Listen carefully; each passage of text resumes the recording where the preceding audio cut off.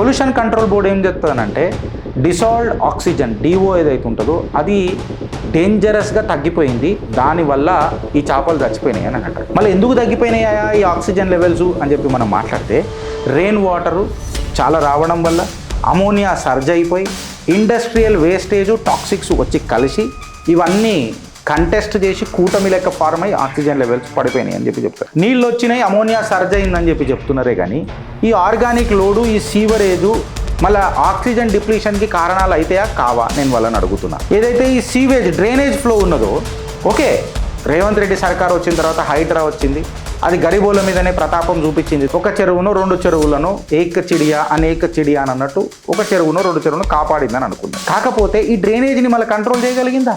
ఈ డ్రైనేజీని కంట్రోల్ చేయలే కదా. ఆడ నిలబడి పోయి చూస్తే ఏమైంది తెలుసా, గుర్రం డెక్కలు కనబడుతున్నాయి. అది కట్టే కంటే ముందే అక్కడ గుర్రం డెక్కలు వస్తున్నాయనంటే కంప్లీట్ చోకింగ్ అవుతుంది కదా పాపం ఈ ఫిష్లకు స్విమ్ చేయాలనంటే. మళ్ళా అది పునః మొలవకుండా ఏం చేయాలన్నది ఒకసారి ఆలోచించాలన్నా వద్దా?